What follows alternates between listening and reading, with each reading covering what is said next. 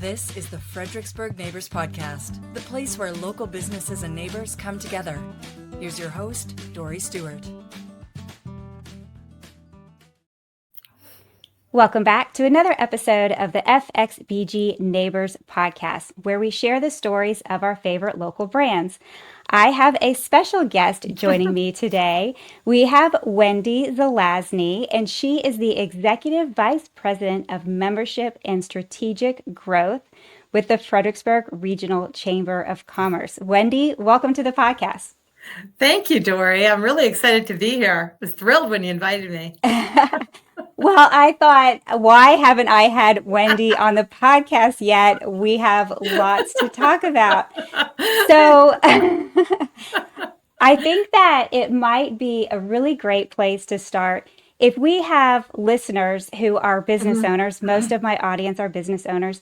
Sure. Let's act as if they maybe don't have much experience with the chamber. Let's start with sharing what is the chamber all about? Okay. Well, our mission is to really, the bottom line is to improve the economy in the region, strengthen it. And we do that by strengthening our business community, by helping our businesses be as successful as they possibly can be, by connecting them to each other and to resources that would support them. We talk about building connections, improving relationships.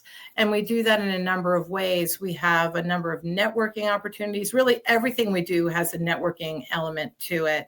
Some things are pure networking. Others have programs. We have professional development. We have leadership training. We also have a legislative side. We are bipartisan, but we advocate for business-friendly legislation. So to us, it's very important that businesses understand legislation that may affect them, what it might be, and who they need to contact, who their representatives are at both the state, local, and federal levels. And so we provide opportunities for them to have that connection point, and also to hear from their local representatives and understand kind of any bills that are being proposed in the future that might affect them. And as a result of that, we also set a legislative platform every year. We typically have 3 legislative priorities that we are working towards. We have a number of marketing benefits. My experience has been that most small businesses don't have a marketing budget. And the one thing I always tell businesses is, you don't want to work in the business, you want to work on the business. And if marketing is not your strength, if accounting is not your strength, that is one place where the chamber can really help you, because we can connect you to individual businesses who that's what they do. That's all they do. So let them do that while you work on your business. That's how you grow. And that's how you become more successful and sustainable. At the same time, we offer marketing benefits for those small businesses that can't afford that. So there are a lot of different ways that we help people. And that's what I love. I love helping business owners, connecting them to the resources, giving them the ideas, things that they never might have thought of, and that just kind of lifts them up. That's my big thing.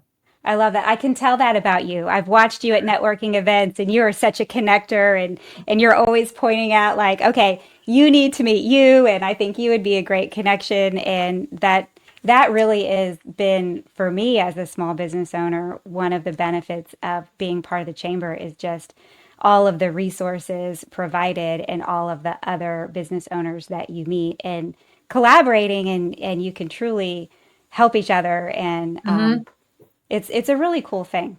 Yeah, and that's my big thing is collaboration. I love collaboration, and I really am I really believe a rising tide raises all ships.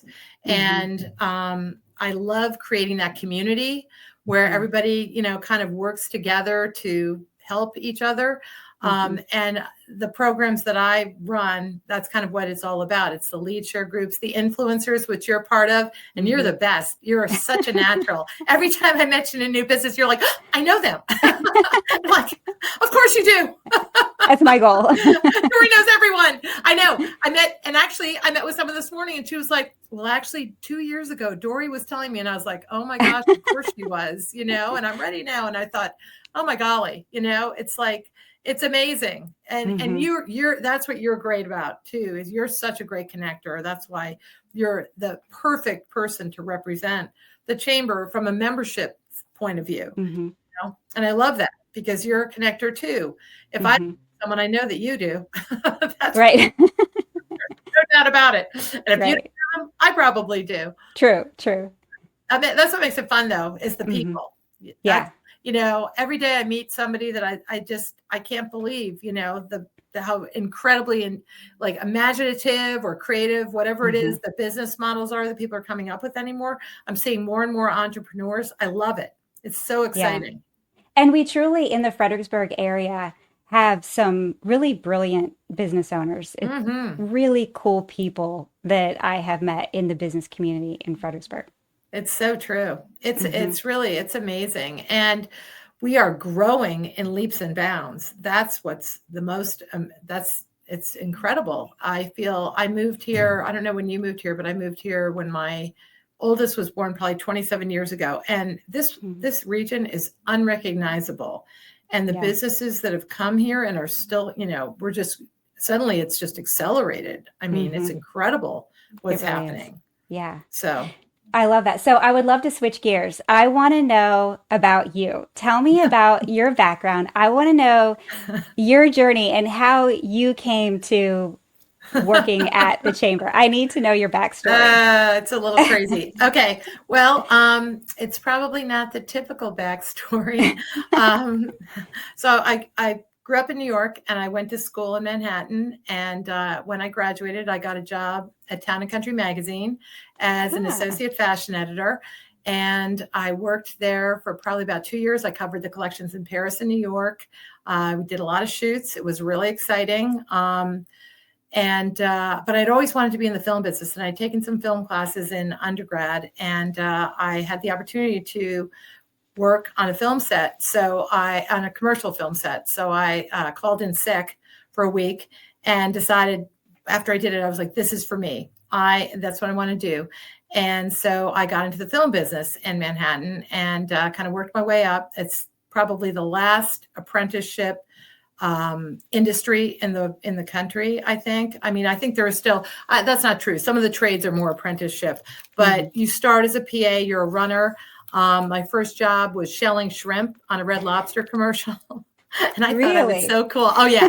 I was like, oh, this is like amazing. I'm like You in made the it. kitchen. Yeah. I've realized my dream. My parents would be so proud, right? And I'm thinking, and apparently, unbeknownst to me, the food stylist said the director kept coming in behind me and he couldn't stop laughing because I was so excited, like such a weirdo. And he was like, we need her. We need more of her. Keep bringing her back. And I had worked for another director where I had my walkie-talkie went off during filming, and normally he screams at everybody, so the whole crew like stopped and was like, oh, and I guess the look on my face was so unbelievable. And like the AD was like diving like she was gonna land on a grenade. And Oh my and gosh. he was like, oh my God, the Irish kid, she's hilarious, like bring her back. So apparently whatever the expression is that's on my face, it's a Uh-huh. real winner. But so I love it. once I got in, I just kind of worked my way up. And Mhm. eventually I ended up on a job in DC because it's all freelance. And I was producing a money laundering video for the New York Clearinghouse, which is a division of the Federal Reserve. And I met my then husband. We call him the starter husband. We met him, and We all have and one of so, those. yeah, whatever. I'm still going for the second one. But yeah, so anyway, so I met him doing research at a banking conference, and I ended up. We got engaged. We did the long distance thing, got engaged, moved down here. And then I did some freelance work while I was here for the NBA and for some other big companies. And then I ended up helping my father-in-law. We moved to Chicago to help my father-in-law open up an acupuncture practice. He had retired as a pathologist, as the chief of pathology, and wanted to do something different. So I'd helped him with that. We did that for about a year, and then we moved back and we moved here. We had been living in Reston. We moved to Fredericksburg, and I loved it here because it reminded me of where I grew up. I grew up in Larchmont, New York, and it's a small town with sidewalks, much like Fredericksburg. And it seemed like a great place to start a family, and so we did. And I didn't work for a few years, but then I got back into work. I was substitute teaching and I was coaching tennis. And then I ended up running an arts festival, a year-round arts festival here in Fredericksburg City. And just from the connections I made, I was looking for something more full-time. And I didn't even know about the chamber. I knew nothing about it. And ironically, I live in the neighborhood and I had never even noticed the building. It says a lot about me, but I was supposed to walk by it every day, never noticed. And my kids went to the high school across the street, still never saw it. And anyhow, I interviewed and I got the position, and it ended up, it's perfect because I love being around people. That's what I loved about the film business. You're always meeting someone new. The jobs last maybe 4 to 6 weeks, maybe a little bit longer, but you're on to the next thing. It's always something new.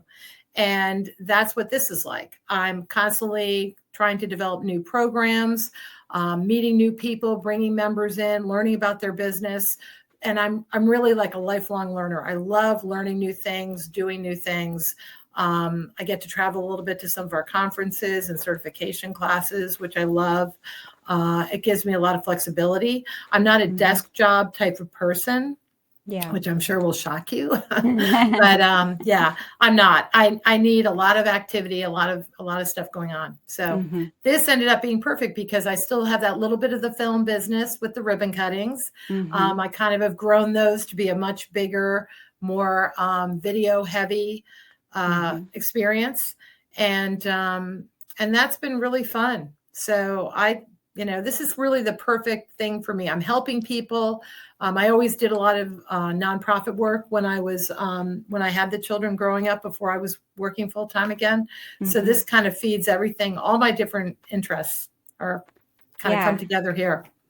I love it. And I mean, you're clearly very well suited for it. I can tell that you love it. I've seen you in action. So, I mean, congratulations on finding that, that thing that you're most suited for. And what a journey from film in Manhattan to Fredericksburg. I know. And it kind of found me because actually one of my neighbors said, "Hey, I don't know if you know, there's a job, and I thought, well, okay, I guess I could go interview for it. That sounds good." But it turned out that all these other people had already called our CEO, Susan Spears, and said, "Oh, Wendy Zelazny, that's perfect. That's who you need to hire." Oh, wow. I had no idea. And she didn't tell me till later on. And with that, so all these other, which was really, it was really neat. It's kind of fun. I love that. Yeah. Awesome. So tell me, do you find in your experience talking to business owners that there are any myths or misconceptions about the chamber? Yeah, I mean, I think a lot of people don't understand. And I just said this to someone on the phone. If you've seen one chamber, you've seen one chamber. That's a saying that we have in the industry because there are so many different. There's parade and festival chambers that just do those big events in towns. We don't do that. We're a business chamber. We're also a regional chamber. There are other regional chambers that are also include their economic development and alliance. Which we don't. So that's part of it. The other thing is that chambers have changed in a really, like everything else, chambers have changed over the years so that we are more, we're more of an advocacy organization. We do more professional development and leadership training. The networking, everybody knows about the networking, but the networking has changed as well. As well as the program and the program content. I think it's a lot more focused than it was in the past. I think it used to be a lot more of just we're going to meet after work for drinks. We're going to go to this networking function. We do have one program that's like that, but less and less, of that. We have found that because and small business is the backbone of our region. So that makes things a little different too. It's not like we're in Knoxville, Tennessee, where they have all these huge corporations.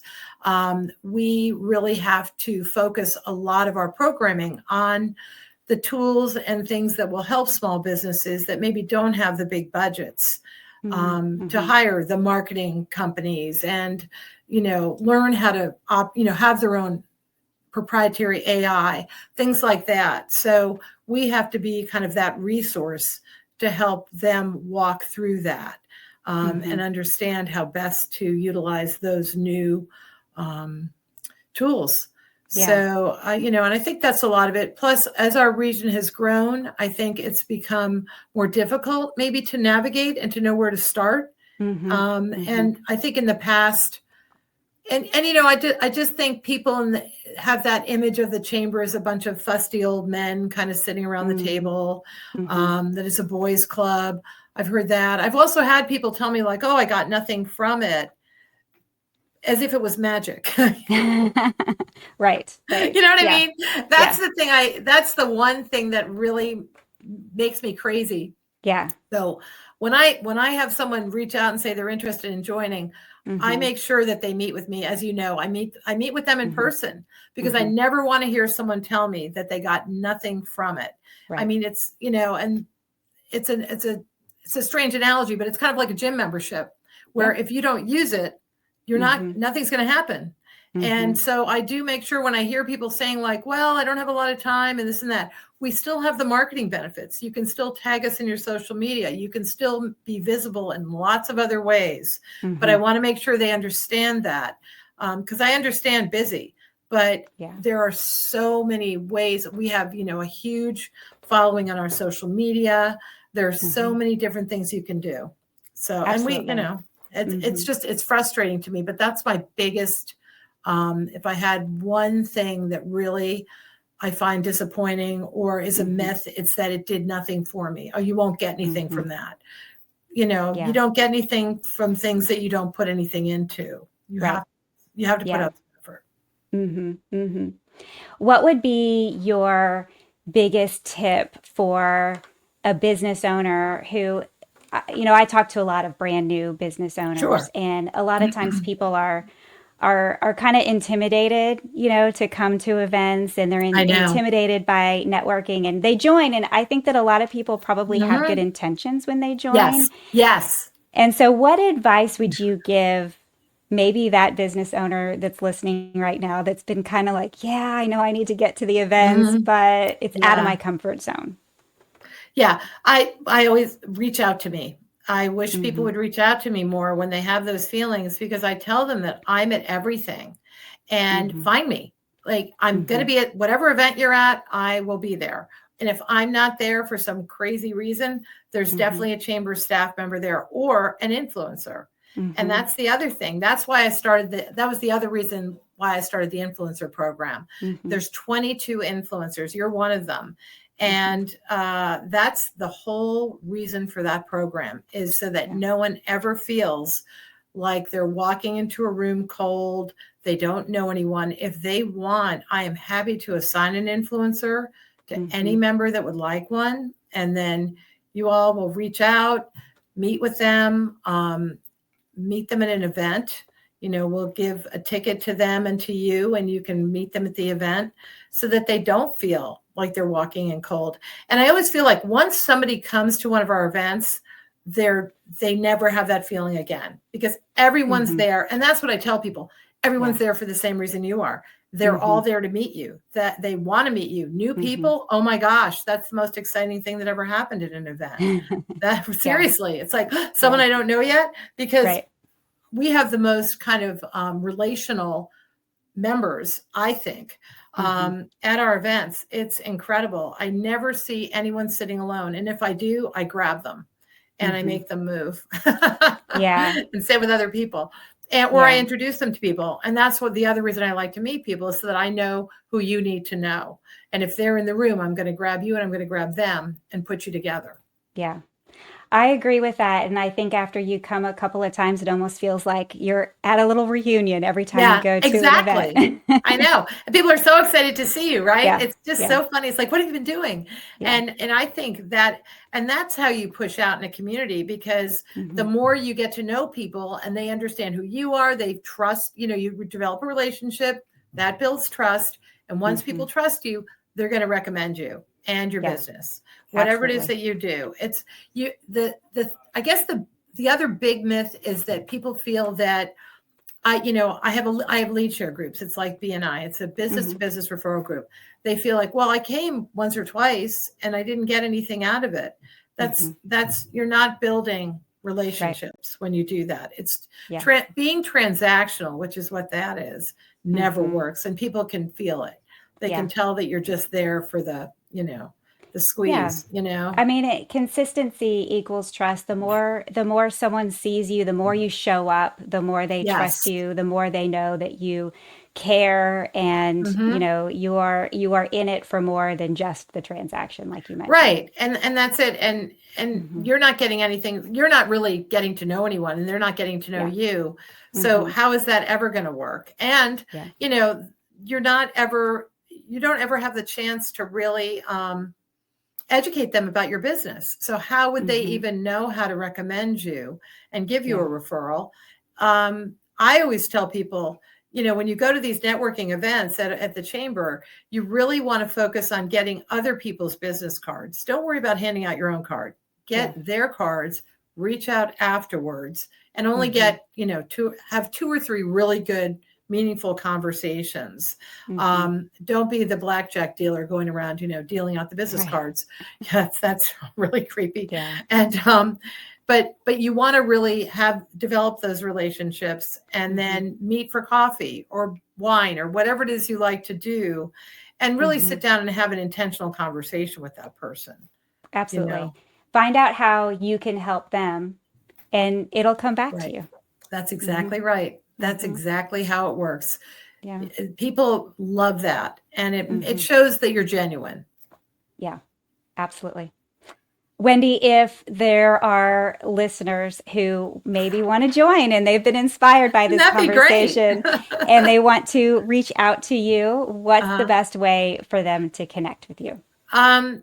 Either email or my cell phone is the best way, but email is Wendy at fxbgchamber.org, or my cell phone, which is 540-429-0218. It's very easy. Yeah. And you can text or call. Text or call. I'll put all that in the show notes as well. And Wendy, thank you so much for joining me on the podcast today. This has been a lot of fun. Yeah, it has. And I'm glad you didn't ask me about my biggest challenge. Oh. I was like, I don't know. I'll have to have you on again. Yeah, I know. I was like, but yeah. Awesome. Thank you. Thank you for listening to the Fredericksburg Neighbors Podcast. To nominate your favorite local businesses to be featured on the show, go to fxbgneighborspodcast.com.